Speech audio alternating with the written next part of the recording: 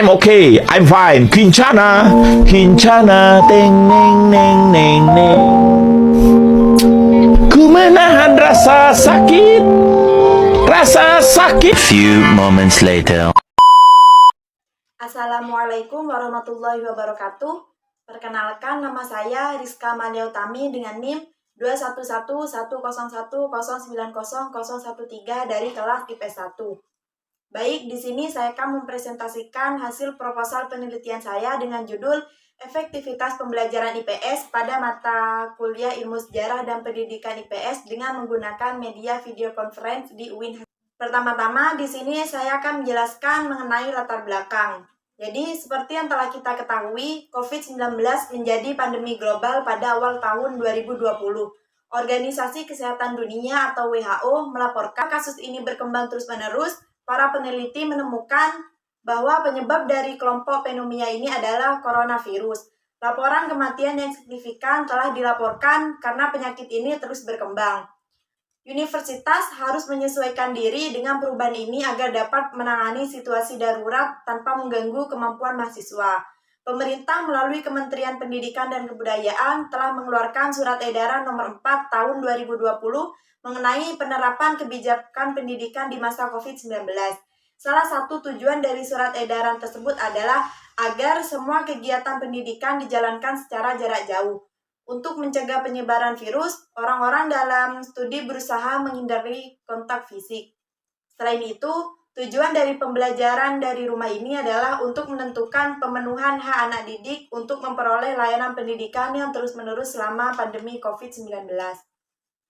Pembelajaran online yang membutuhkan koneksi internet untuk dapat digunakan untuk mengurangi rantai penyebaran COVID-19. Selama wabah COVID-19, ada fleksibilitas dalam penggunaan pembelajaran online. Siswa dapat belajar kapan saja dan di mana saja dengan belajar online. Karena mayoritas orang di Indonesia sudah menggunakan internet. Jadi diharapkan pembelajaran online ini bisa berjalan dengan baik. Pendidik sering menggunakan berbagai cara untuk melaksanakan pembelajaran online, seperti interaksi tatap muka virtual yang dibantu oleh video konferensi melalui komputer, laptop, atau smartphone, dan lain sebagainya.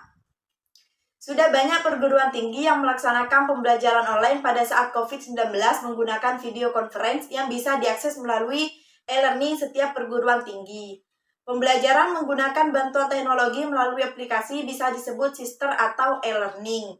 Penggunaan e-learning sebagai media pembelajaran menurut pendapat Asep Hermanto tahun 2005 mempunyai kelebihan, yaitu pendidik dan peserta didik dapat berkomunikasi dan mengakses materi pembelajaran setiap saat melalui internet. Salah satu lembaga pendidikan yang sudah menerapkannya yaitu adalah Universitas Islam Negeri Kiai Haji Ahmad Siddiq Jember. Di UINHA sendiri mempunyai web yang disebut dengan Sister yang berisikan materi yang telah disiapkan oleh dosen sehingga para mahasiswa dapat mengaksesnya setiap saat. Nah, menurut peneliti, penggunaan media video conference seharusnya dapat membantu para mahasiswa dalam belajar dan meningkatkan minat mahasiswa dalam mata kuliah Ilmu Sejarah dan Pendidikan IPS. Tujuan penelitian ini adalah untuk mengetahui proses dan efektivitas pembelajaran dengan menggunakan media video conference di Universitas Islam Negeri Kiai Haji Ahmad Siddiq Jember. Metode penelitian yang penulis gunakan yaitu MMR, yaitu Mixed Method Research. Sedangkan subjek penelitian ini adalah mahasiswa Prodi Tadris IPS yang mengikuti mata kuliah Ilmu Sejarah dan Pendidikan IPS menggunakan bantuan teknologi melalui aplikasi yang biasa disebut sister atau e-learning. Dalam penelitian ini, peneliti mengambil 3 rumusan masalah. Yang pertama yaitu bagaimana implementasi penggunaan media video conference dalam pembelajaran. Yang kedua, bagaimana penggunaan media video conference pada mata kuliah Ilmu Sejarah dan Pendidikan IPS. Dan yang ketiga yaitu, apakah efektif penggunaan media video conference pada mata kuliah Ilmu Sejarah dan Pendidikan IPS. Adapun tujuan dalam proposal penelitian ini yaitu yang pertama, untuk mengetahui bagaimana implementasi penggunaan video conference dalam pembelajaran. Yang ketiga yaitu untuk mengetahui apakah efektif penggunaan media conference pada mata kuliah Ilmu Sejarah dan Pendidikan IPS. Selanjutnya dalam bab 2 itu terdapat tinjauan pustaka. di mana dalam tinjauan pustaka ini terdapat dua bagian. Yang pertama, penelitian terdahulu.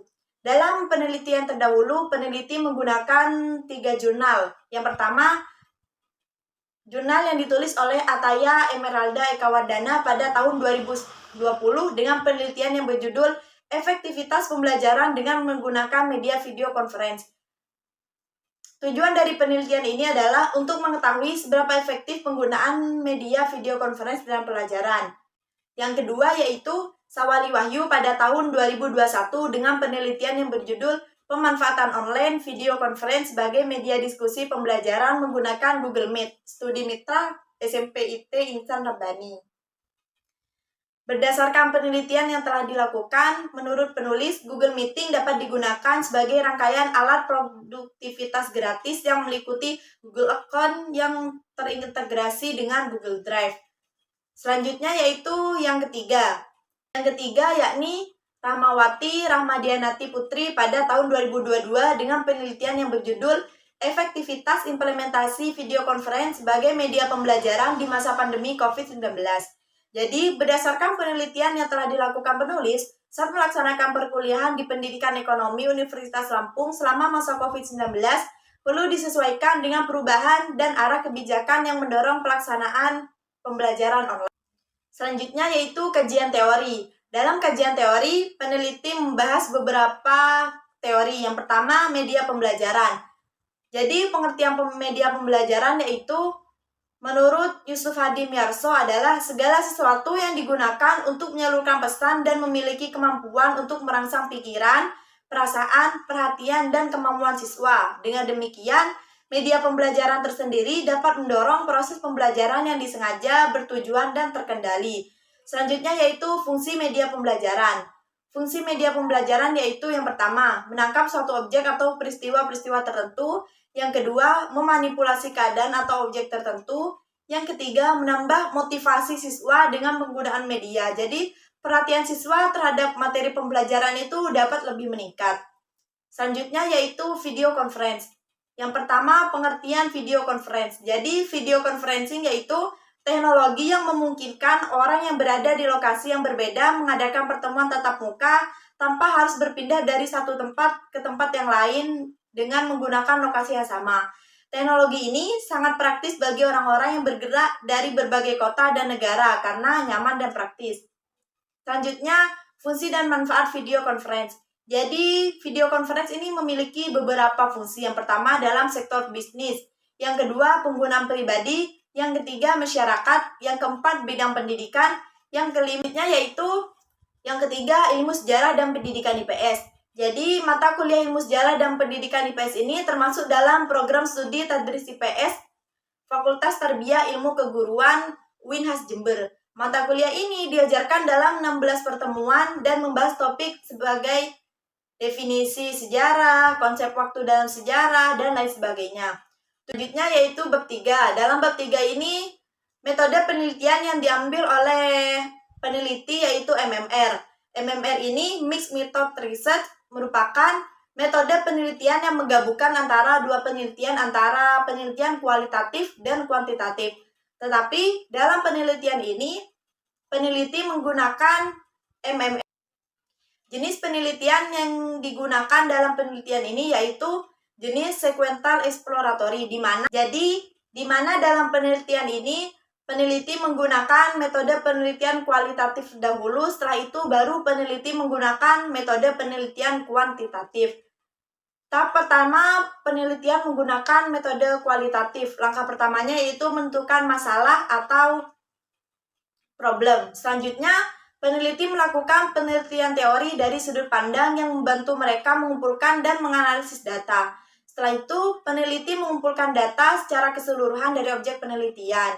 Pada tahap kedua, peneliti menguji hipotesis yang dihasilkan dari penelitian tahap pertama. Selanjutnya, langkah yang digunakan yaitu metode penelitian kuantitatif. Yang pertama yaitu penentuan sampel dan populisasi untuk menguji hipotesis. Selain itu, populasi dan sampel juga digunakan untuk menguji hipotesis yang telah ditemukan untuk menggunakan metode kuantitatif. Pertama, peneliti itu memilih populasi dan sampel untuk menguji hipotesis, membuat dan menguji instrumen untuk mengumpulkan data, melakukan analisis data, dan yang terakhir yaitu membuat laporan yang berisi kesimpulan. Jadi dalam penelitian ini penulis menyebarkan angket kepada mahasiswa tertris IPS 1 yang berisikan efektivitas penggunaan video conference dan kendala apa saja yang ditemukan dalam media video conference tersebut. Selanjutnya bab 4 yaitu hasil dan pembahasan. Yang pertama yaitu implementasi penggunaan media video conference dalam pembelajaran. Jadi, penerapan aplikasi video conference dalam pembelajaran di program studi Tadris IPS UINHAS Jember secara umum sudah berjalan dengan baik. Hal ini dikarenakan dosen dan mahasiswa memiliki pemahaman TIK yang baik. Teknologi. Jadi, TIK adalah perangkat elektronik yang terdiri dari perangkat keras dan perangkat lunak, dan semua kegiatan yang berkaitan dengan pemrosesan, manipulasi, pemrosesan, dan transfer atau transmisi informasi antar media. Tetapi beberapa kendala yang dihadapi dalam penggunaan media video conference untuk pembelajaran online, seperti keterbatasan dalam ketersediaan web service yang berdampak pada proses pembelajaran. Yang kedua, masalah yang tidak hanya terjadi di UINHAS Jember, tetapi juga di sebagian besar perguruan tinggi di Indonesia yang menggunakan aplikasi media video conference, yaitu koneksi internet. Proses sistem pembelajaran di UINHAS Jember sekarang beroperasi secara online sejak virus COVID-19 menyebar. Instruksi yang diberikan oleh Kementerian Pendidikan dan Kebudayaan mengarahkan pelaksanaan kebijakan tersebut. Kebijakan tersebut mempertimbangkan penyebaran COVID-19 dan risiko yang ditimbulkannya bagi seluruh dunia, termasuk bagi Indonesia tersendiri. Jadi mulai dari 2019, di UINHAS tersendiri itu sudah melaksanakan pembelajaran online yang menggunakan media conference. Dan sekarang beberapa dosen juga masih tetap menggunakan media conference apabila beberapa dosen tidak bisa mengajar atau sedang berhalangan untuk mengajar. Selanjutnya yaitu pelaksanaan kegiatan belajar mengajar. Jadi, peneliti melakukan kegiatan mengajar selama 2 kali pertemuan pada mata kuliah Ilmu Sejarah dan Pendidikan IPS yang jumlah mahasiswanya adalah 20 orang. Setiap kegiatan belajar mengajar pada mata kuliah Ilmu Sejarah dan Pendidikan IPS dilangsungkan secara e-learning menggunakan video conference, yaitu Web Sister. Penulis menggunakan aplikasi yang telah disediakan oleh kampus, yaitu Sister, karena selain aplikasi ini menawarkan tools yang memudahkan penulis untuk melakukan e-learning, seperti share screen, yang berfungsi untuk membagikan layar agar penulis dan mahasiswa bisa melihat slide presentasi secara bersamaan dan lain-lain. Selama proses pembelajaran menggunakan video conference, penulis dan mahasiswa pernah menghadapi masalah, yaitu salah satunya koneksi internet yang tidak stabil. Dan di akhir pertemuan biasanya penulis itu melakukan tanya jawab kepada mahasiswa apakah terdapat masalah yang belum jelas atau materi yang masih belum mahasiswa paham. Jadi, berdasarkan proses pembelajaran yang telah berlangsung, menurut penulis, kelebihan dalam penggunaan media video conference adalah menyediakan banyak fitur yang sangat bermanfaat dalam virtual class, hemat waktu, dan koneksi yang sangat mudah dijangkau. Dan juga kita itu dapat terkoneksi kapanpun dan dimanapun, tanpa mengetahui waktu. Yang terakhir yaitu meningkatkan produktivitas, sedangkan kelemahan penggunaan media conference yaitu pendidik kesulitan mengawasi mahasiswa, karena share screen hanya menampilkan video dari beberapa siswa. Selain itu, koneksi internet, kualitas video, dan audio yang tidak stabil. Dan yang terakhir yaitu kesiapan peserta sangat berpengaruh terhadap keberlangsungannya konferensi virtual, sehingga memerlukan kesediaan dan komitmen yang tinggi dari sisi peserta. Dengan menggunakan aplikasi video conference, dosen dapat melakukan aktivitas pembelajaran dengan efektif dan menciptakan suasana belajar yang mengasyikkan. Karena dari perspektif penyelenggara pendidikan, pembelajaran efektif adalah salah satu ciri keberhasilan pendidikan. Hal ini sejalan dengan penjelasan bahwa dosen hanya dapat melakukan aktivitas pembelajaran dengan cara yang menarik. Jadi, ketika mahasiswa mendapatkan pengalaman baru, diberikan kesempatan untuk berhasil, pembelajaran mereka itu akan berjalan dengan lebih baik. Untuk merencanakan dan mengelola pembelajaran, pendidik harus mampu menggunakan pendekatan atau metode yang tepat. Pembelajaran yang efisien berarti apakah tujuan pembelajaran tersebut dapat digunakan dengan sukses. Hasil pengukuran aktivitas selama kuliah yang dilakukan melalui aplikasi media video conference dapat ditunjukkan dalam tabel. Selanjutnya saya akan memberi tayangan tabel tentang aktivitas mahasiswa selama perkuliahan dalam video conference. Jadi, berdasarkan tabel di video sebelumnya, dapat dilihat bahwa pelaksanaan perkuliahan dengan memanfaatkan aplikasi video conference bisa dikatakan efektif.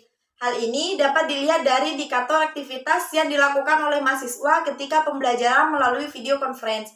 Pemanfaatan video conference dinilai sangat praktis bagi mahasiswa ketika pembelajaran. Hal ini karena dosen dan mahasiswa menganggap komunikasi lisan itu lebih mudah daripada komunikasi tertulis. Proses komunikasi lisan mengarah pada hasil yang lebih banyak dan pemahaman yang lebih jelas daripada komunikasi tertulis. Kemudian selain itu, dengan menggunakan video conference yang merupakan salah satu media pembelajaran e-learning dapat memudahkan selanjutnya yaitu efektivitas pembelajaran dalam menggunakan video conference. Dalam hal ini, penulis itu menyebar angket atau kuesioner yang berisi pernyataan-pernyataan tentang keefektivitasan pembelajaran dalam menggunakan media conference. Dan juga berdasarkan hasil kuesioner atau angket yang penulis sebar, terdapat 80% mahasiswa menjawab bahwa pembelajaran menggunakan video conference itu sangat efektif dan 20% mahasiswa menjawab tidak efektif karena berkurangnya kefokusan pada setiap mahasiswa. Menurut analisis penulis, terdapat beberapa alasan mengapa aplikasi video conference tidak efektif untuk belajar. Yang pertama, jaringan yang buruk mempengaruhi proses pembelajaran. Yang kedua, aplikasi video conference yang menggunakan banyak data dianggap sangat memberatkan mahasiswa. Jadi meskipun mahasiswa memiliki data atau kuota yang banyak, mereka itu masih kesulitan menggunakan aplikasi video conference karena kuota yang dimiliki itu terkadang tidak mencukupi atau kekurangan. Yang ketiga, karena kuotanya terbatas, jadi 20% mahasiswa tersebut itu mengatakan bahwa mereka terkadang tidak mengaktifkan kamera selama perkuliahan berlangsung. Berdasarkan angket yang peneliti sebar, di situ terdapat tabel-tabel, sebelumnya itu terdapat tabel-tabel yang mengatakan apakah perkuliahan itu bisa dikatakan efektif atau tidak efektif dengan menggunakan media video conference. Di akhir video ini, saya akan memberikan tabel yang berisikan kriteria keefektifan perkuliahan. Selanjutnya yaitu bab 5 atau penutup. Jadi kesimpulannya, penerapan aplikasi video conference dalam pembelajaran di Prodi Tadris IPS UINHAS Jember secara umum itu sudah berjalan dengan baik. Hal ini karena dosen ataupun mahasiswa memiliki pemahaman TIK yang baik, tetapi terdapat beberapa masalah yang menghalangi penggunaan aplikasi video conference untuk pembelajaran online, seperti keterbatasan dalam ketersediaan web service yang berdampak pada proses pembelajaran. Dan juga proses penggunaan media conference pada mata kuliah Ilmu Sejarah dan Pendidikan IPS UINHAS Jember sudah berjalan dengan cukup baik. Walaupun hasil belajar peserta didik sudah bagus, akan tetapi metode pendidik dalam mengajar harus lebih bervariasi lagi agar peserta didik itu bisa lebih aktif lagi.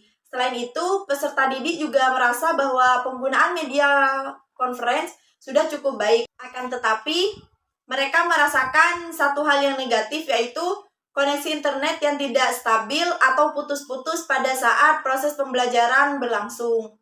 Dan juga berdasarkan kuesioner yang penulis sebar, 80% mengatakan efektif dan 20% tidak efektif. Maka penggunaan media video conference pada mata kuliah Ilmu Sejarah dan Pendidikan IPS Universitas Islam Negeri Kyai Haji Ahmad Siddiq Jember bisa dikatakan efektif.